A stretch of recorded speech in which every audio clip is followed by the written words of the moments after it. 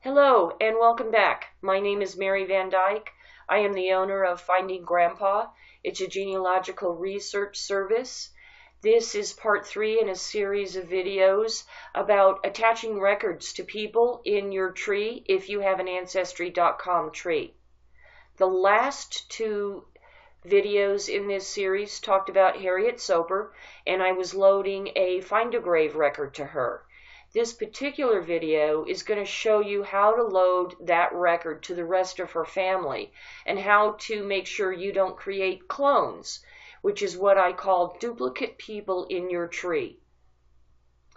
Now, as I come across a record for a person in my tree and I click the Save button, this is what I see on my screen. Across the top is the information from my tree, and it's reflected on the right side of the page. On the left side of the page is the information from the record. But we're going to talk about Harriet's family. Again, across the top, her parents are on the far right, her husband is beneath her, and her children are on the far left. Ancestry leaves this at the top of the screen, and you need to pay attention to it in case there are people there in her immediate family that are shown in the record or not shown down below in one of the other records. And I'm going to show you this. We're going to scroll down so we can see the whole rest of the family. First thing I need you to notice is on the right side for Harriet, her box is bold, and I can edit anything in those boxes. But beneath her is her dad, Hezekiah. His box on the right is not bold, and there are no editable spaces. That's because Ancestry is assuming for the primary person you're loading a record to, it was Harriet. I went through Harriet's profile page and am finding a record for her. So it will automatically, I don't have an option, it will automatically choose Harriet as editable on the right side. However, everybody else in the family that's listed in that record has to be chosen. And now as I scroll down, there's her father Hezekiah at the top, her mother Temperance right below. I have to check Hezekiah's box when I want to save that same record to Hezekiah.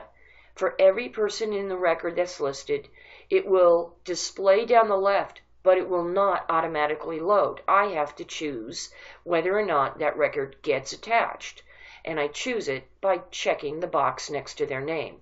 Now you'll notice Hezekiah on the right, his box is bold, and all those boxes for birth, deaths, and burial information is allowed to be edited.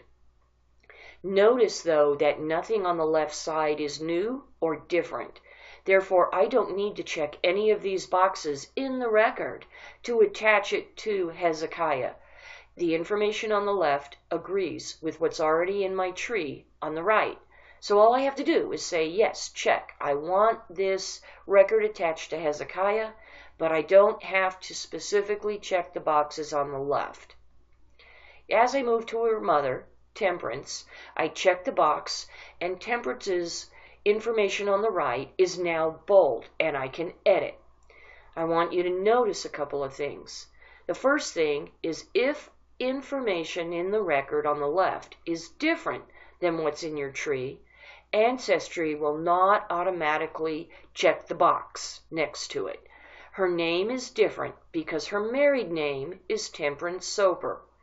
However, I do not want to change the information in my tree on the right because her maiden name is Sprague. So I'm going to keep that maiden name as is.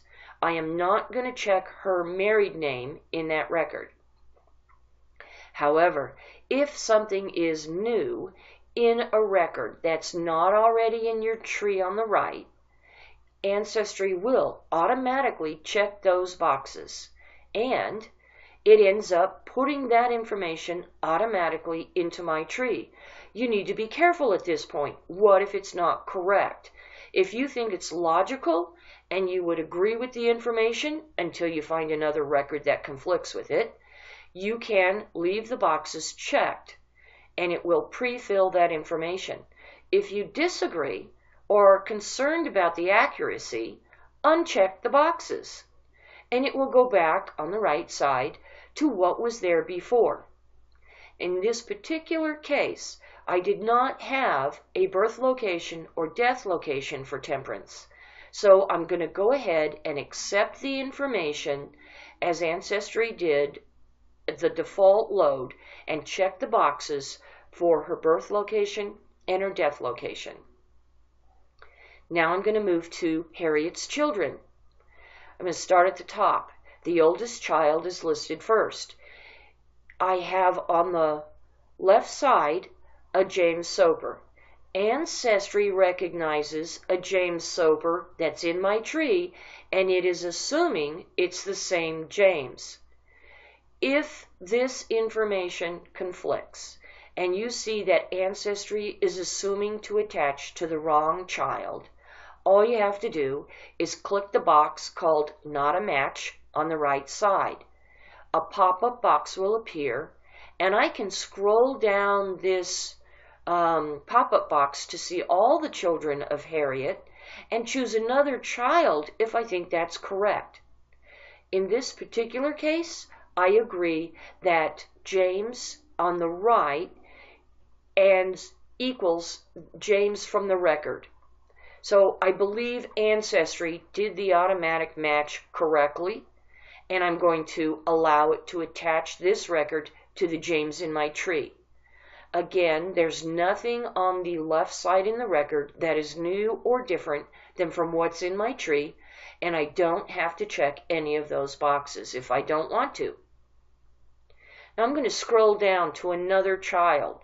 She's got 5 or 6 kids, and this record on Find a Grave says that there is a child called Francis Elbert.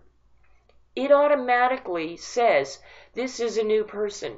Ancestry does not recognize anybody else in my tree to be this Francis. I've noticed this happen more often if the first name is different and or if their birth information is different. Now, the only way for me to figure out if I already have a Francis in my tree is to check the box for him. I also want you to notice that on the far right there is an empty space there because Ancestry does not recognize a Francis already in my tree. Again, I checked the box for Francis. It's the only way for me to figure this out. Now I'm going to go over to the right side and click Not a New Person. Because Ancestry is trying to load a new body into my tree, I could be loading a clone, which is a duplicate, of someone already in my tree. And this is how 99% of clones get uploaded to a tree. They are duplicates because Ancestry did not recognize them as being in your tree already when it goes to attach a record or even when you're attaching someone else's tree to your tree. This is the point of clone making.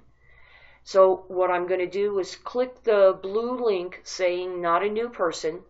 A pop-up box appears, and I'm going to scroll down the people already in my tree, Children of Harriet, to see if there's another person that could be this Francis. And I do have a Frank, born about 1845 in New Jersey. And I'm thinking this is her son. I select this Frank from my tree, and everything on the right now displays the information for my Frank. The information, again on the right, says Frank Camburn, about 1845, New Jersey. So I know this is my tree Frank, versus the other screenshot I just showed you, where it was loading a new person called Francis.